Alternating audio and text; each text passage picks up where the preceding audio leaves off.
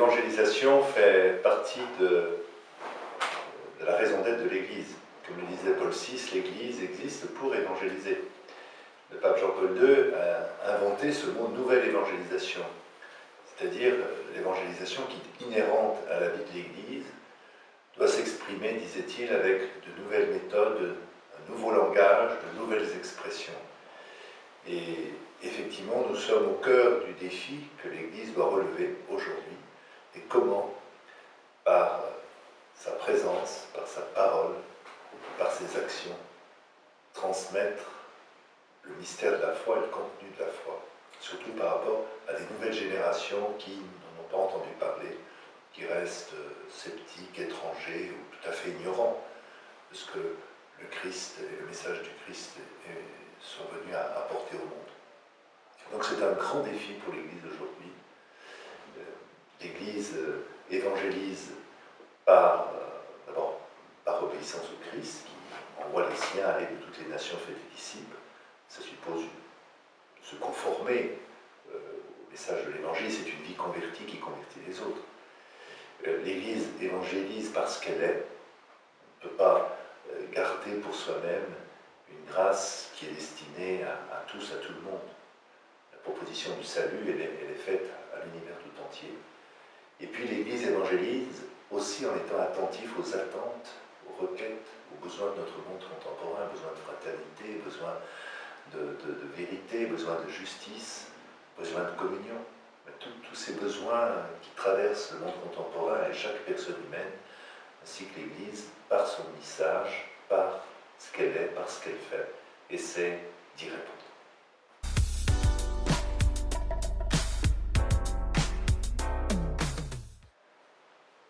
Comment répondre à cet appel du pape Jean-Paul II de pouvoir évangéliser aujourd'hui notre monde?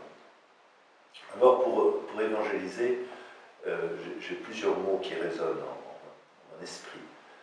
On évangélise d'abord par la charité. C'est à l'amour que vous aurez les uns pour les autres qu'on reconnaîtra que vous êtes mes disciples. C'est en aimant les gens, en aimant ce monde, même s'il est traversé par des choses que nous trouvons inacceptables, incohérentes, inconséquentes. C'est en aimant les gens que l'on transmet une bonne nouvelle du salut qui est une bonne nouvelle de l'amour. Ensuite, à ce mot charité, j'ajouterai le mot conviction. Et quand quelqu'un est habité par des certitudes fortes, dans un contexte très relativiste, où tout le monde peut faire ce qu'il veut, penser ce qu'il veut, c'est par cette force de conviction que nous pourrons aussi toucher, rejoindre les incertitudes et les questions que se posent nos contemporains. J'ajouterai encore le mot communion. Ce n'est pas simplement une personne qui évangélise, c'est aussi une communauté, une manière d'être avec d'autres. Voyez comme ils s'aiment, disait-on, des premières communautés chrétiennes. Et ce principe de communion, Jésus lui-même l'a rappelé lorsqu'il a envoyé deux par deux ses disciples, non pas isolément, mais en vivant quelque chose entre eux, en se soutenant mutuellement, en s'acceptant dans leurs différences qui deviennent alors des richesses, que les disciples deviennent des missionnaires. J'ajouterai encore le mot cohérence. Oui, cohérence, une cohérence de vie. C'est une vie totalement habitée, saisie par le Christ, qui prêche au-delà des mots. En voyant des gens habités par une présence en eux qui se traduit par une certaine manière d'être, par une attention, un respect, par une délicatesse dans la relation, une gratuité dans les échanges, qu'on peut aussi témoigner du Christ. Donc c'est tous ces aspects, toutes ces vertus qui sont absolument décisifs pour traduire cette nouvelle évangélisation en acte, en posture, pour qu'elle soit vraiment féconde.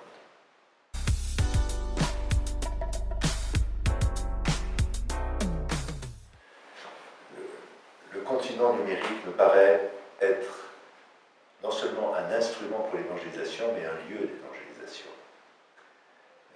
Aujourd'hui, en raison du développement des réseaux sociaux, nous avons un espace que l'Église doit occuper.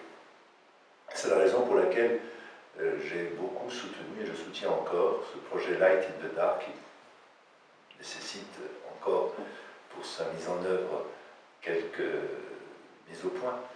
Il s'agit de créer une académie Sainte-Faustine qui va permettre de former des e-missionnaires, des évangélisateurs du continent numérique.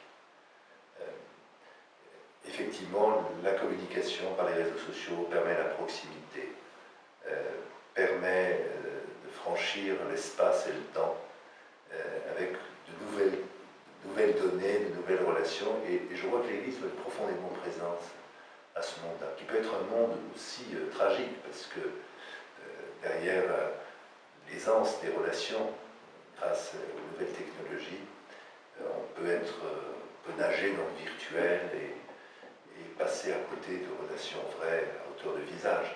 Et en même temps, ça peut être une possibilité pour rejoindre des gens qui ne rentreront jamais dans une église, mais qui, sur les réseaux sociaux, exposent leurs attentes, leur quête de vérité, de sens, de transcendance, d'intériorité.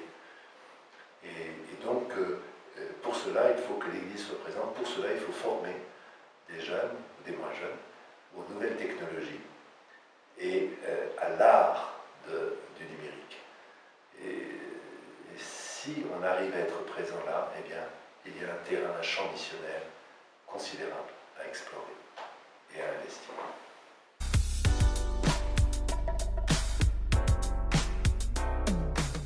La chance du numérique, c'est la communication fluide, transversale. Le risque du numérique, c'est de rester dans le virtuel. C'est le déficit d'incarnation. L'Évangile développe une communication par une communion interpersonnelle. L'évangélisation par les réseaux sociaux il me semble très fondamental aujourd'hui, je le répète, et à un moment ou à un autre, ça doit aboutir à une relation de cœur à cœur, de corps à corps. Et c'est très important de se rappeler cela, parce que la tentation, ce serait effectivement de vouloir échapper à cette donnée qui est propre à l'humain, de s'inscrire dans un temps, dans une histoire, dans un corps, et d'occulter cette dimension de l'incarnation. Donc il y a un risque, il y a des dangers, mais il y a aussi une merveilleuse aventure. Par Internet, je traverse les frontières. Par Internet, je peux communiquer avec le monde entier.